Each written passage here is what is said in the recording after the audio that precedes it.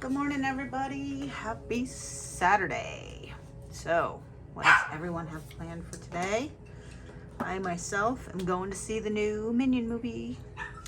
So, we are gonna get right into messages for today. So, we are using the Healing Mantra deck by Matt Kahn to determine what it is we may, actually not may, what we need to know. So we'll just shuffle up a little bit. How was everybody's Friday? I hope it went well. Mine was good. I have a standing Friday date with my aunt, and that was fun. We had a good time. We played pool. We won one, we lost one, but you know, is what it is. I guess it all balanced out in the end, right? Anyway, let's get a message for today. Spirit guides, Source Creator, give us a message for today. I know yesterday I was a little talkative, but you know, today not so much. I don't know. Some days are better than others.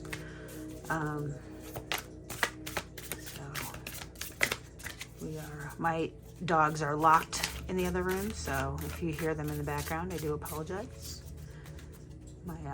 My little girl Stella is I don't know, she can be a little barky. Yep, there she is. She's a cutie though. Anyway, let's see if we can get a message. I don't know. Are we not talking today? I know I'm not very talkative, so maybe that's okay. Well, you know what? There's a few cards. Why not? We'll just take them. We have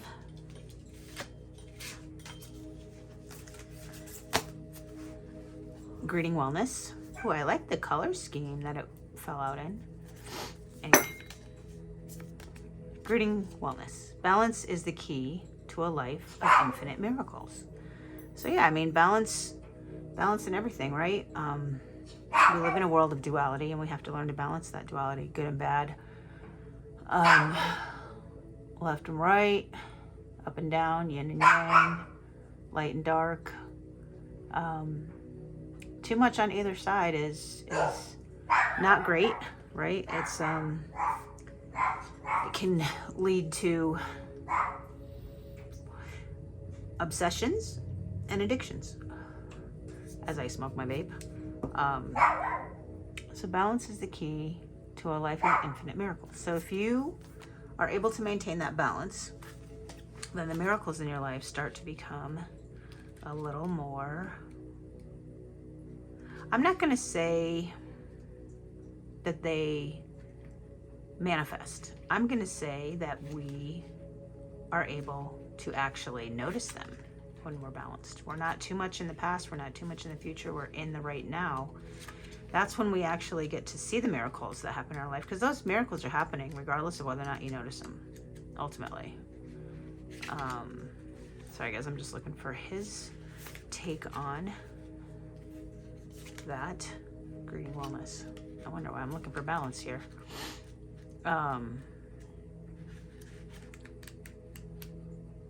So yeah, I mean, the miracles are going to happen. It's whether or not do you notice them, right? When wellness is welcomed, you are taking responsibility for the upkeep and preservation of your body as your sacred vessel of spiritual growth. In balance, you may come to see how endless wanting only creates more things to want. When operating from patterns of instant gratification, you are likely chasing after happiness that is out of reach. As your body remains out of balance, this is resolved by learning to care for the body physically, emotionally, energetically, and nutritionally. As your life comes into greater balance, you will likely sense true happiness, not as the end result of a specific outcome, but as the energy created by taking the time to truly care for yourself. This mantra is ideal for cultivating self-love, improving self-worth, and letting go of compulsive tendencies. So,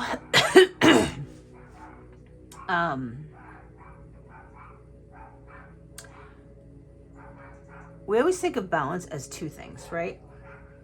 But after reading that, I'm kind of feeling like balance is more three, right? It's mind, body, and spirit.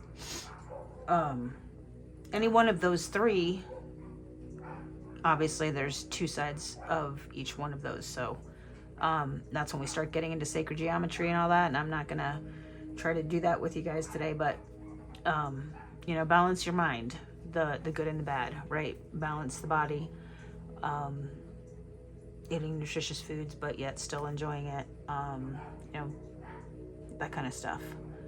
With your spirituality, there's light and dark, right? There's times when we are able to see the positive in everything. And then there's times that we can see nothing but the negative in everything. Excuse me, guys.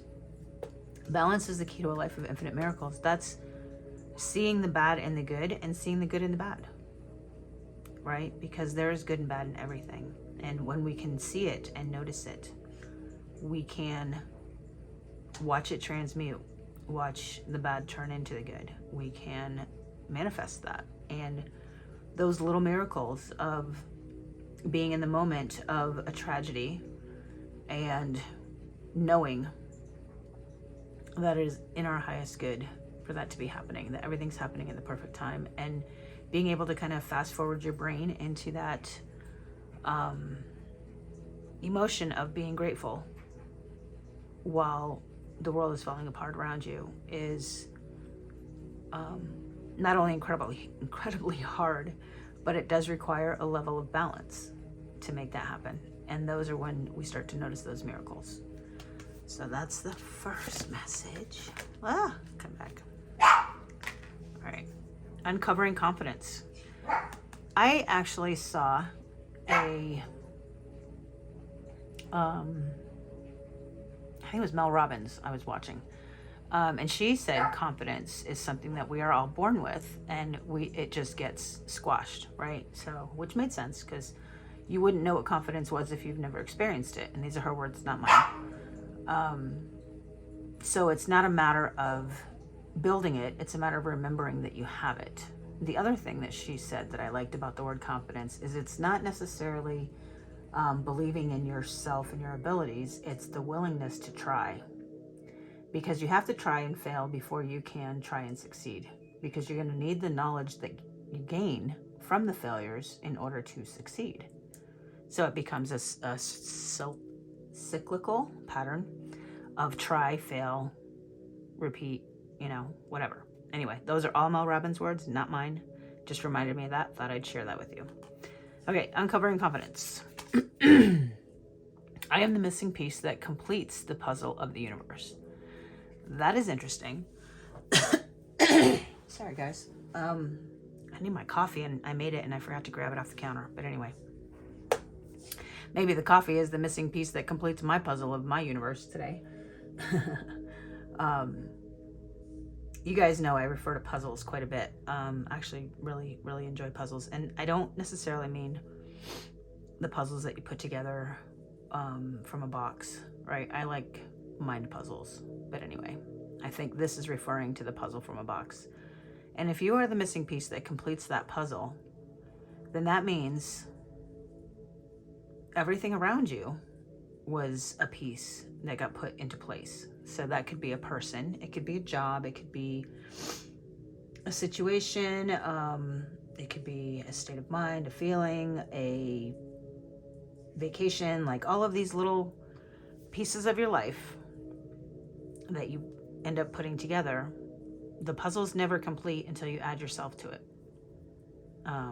is what I think he's trying to say with that. But we're gonna look up his words, because that's what we do, just in case, you know, I got that wrong.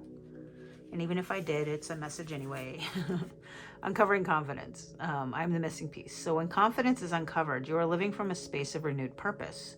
You know your place in the cosmos, and you are an expression of eternal light. There's no wavering on decisions or second-guessing your instincts. Confidence allows you the peace of mind to stand tall in your truth and move forward courageously. Knowing anything that comes to your way can only inspire the gift of endless expansion. This mantra is ideal for resolving insecurities, easing personal concerns, and finding true safety in your body and the world. Okay, so what this is telling me is it's more of a root chakra, right? Confidence. And if it's finding true safety in your body and the world, then the confidence that Matt's speaking about with the uncovering confidence, it's not confidence in self. I don't think that's what he's talking about here, although I think that's important. And maybe to a degree it is, but I think it's more or less confidence that you're safe, right? In today's day and age, I think a lot of people live in the mindset that they're not safe, that something's going to happen to take everything away, that they're not going to have a place to live, especially with COVID and such. Everybody was out of work for however long, and they just didn't necessarily feel unsafe, right? Because unemployment did their thing and whatnot. So the resources were there, they were just there. But, as things began to open up and jobs began to diminish and, money began to diminish, at least that's kind of how it happened in my neck of the woods. People could start to feel unsafe, right? Because there's not a lot of jobs to be had, or there's not a lot of resources out there, and the stability of what gets shooken up a little bit. So there's a couple things there. You can have the confidence in yourself that you'll find the job and you'll make things work. You can have the confidence in yourself that, you have savings and you'll survive for a little while. I mean, there's a million different ways to have that confidence, a million different ways to have the stability, right? It doesn't have to be just one way. There's, a million ways to gain that stability. And I think what we forget is that the universe, God, source, creator, whichever you want to call it, provides us the creativity to create and or discover new ways of gaining that stability. It doesn't always have to be the 9 to 5, right? There's so many ways to gain that stability that to limit yourself to just one idea of how to gain that stability is, it's limiting. I mean, for lack of a better way to say it, it puts you in a box of this is what you have to do in order to get, it's X plus Y equals whatever. But I'm sorry, guys. I don't know what, hang on one second. Sorry. Okay. Good God, I don't know what's going on with my throat chakra today. Okay, back to the puzzle and the confidence. It's your confidence knowing that you can do whatever it takes to get whatever it is that you need is the only missing piece that you need to have that safety and stability. You don't have to know where the money is going to come from, where the roof is going to come from, where the car is going to come from right away. Those things will be revealed in time. What you do know is that you have the ability, the capacity, and the willingness to go do it.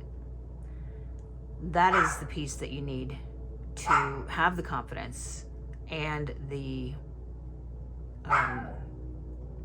knowledge and the faith that everything you have will be provided for you.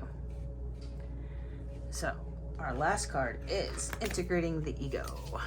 Everything is for me, not against me. So, I like this card because it reminds me of the saying, things happen for you, not to you. Everything that happens to us, there's knowledge to be gained. It's not always pleasant and very seldom is. But it is always in our highest good for these things to happen because there's always knowledge to be gained. And when we gain knowledge, then we have the ability to level up or move up or, I don't know, having knowledge is, nothing's ever wrong with that. I don't know what's with me today, guys. All right, everything is for me, not against me. Let's look up Matt's words here. I'm tempted to not post this, but you know what's going to happen? I'm going to post it anyway because nobody's perfect, and that's okay. When your ego is integrated, there are no problems to fix or questions to answer.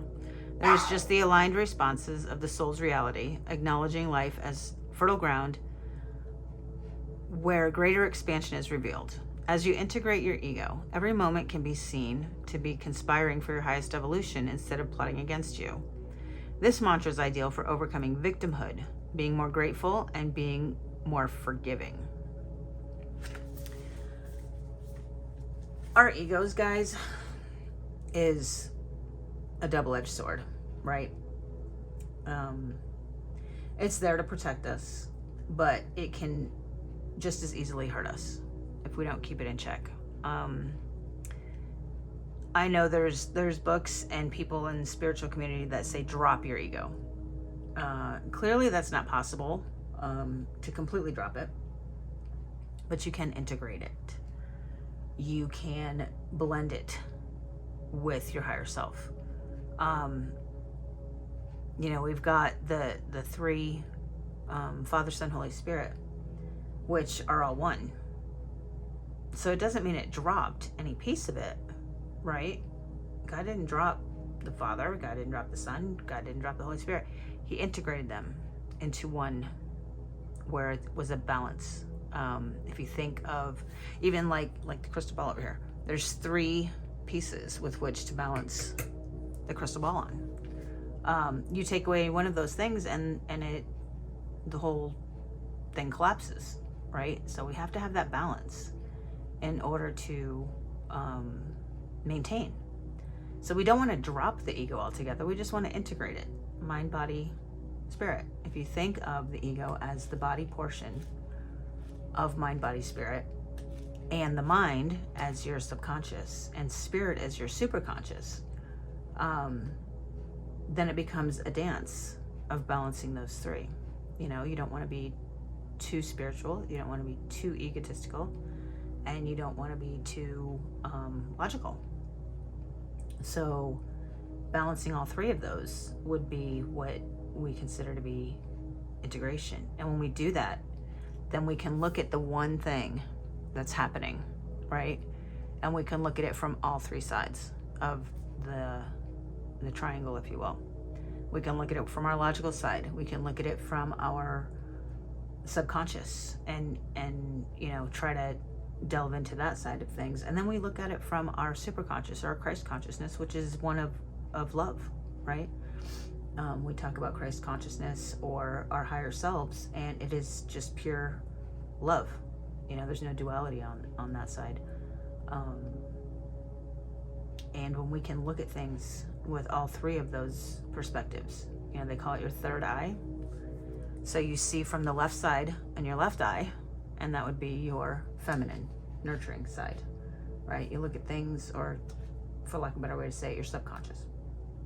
You look at things from your right eye, your right side, and you're looking at it from your logical, from your 3D earthly body perspective, right? And then you look at it with your third eye, and that's what brings it all together for you, right? Because you're looking at it from a place of pure, unabated love. And when you can add that piece, you've got the balance in the feminine and the masculine energies, but now you've got the spiritual energy, the pure love energy, to bring those together.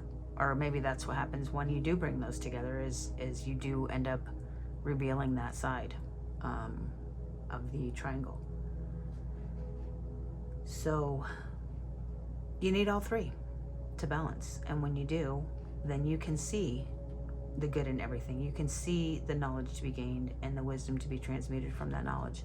You can see off in the distance, in that big puzzle that you're the last piece of, how it all comes together at the end. And you don't need the answers revealed to you, because it becomes an adventure. It becomes fun. You know, think about when you put a puzzle together, and at the end of it, yeah, you have the picture, but it's it's the same picture that's on the box top. So if you just wanted the picture, you didn't ever have to do the puzzle. The fun is in actually doing the puzzle. and nobody can do the puzzle. Now, the puzzle can't do itself, right? You have to actually do it.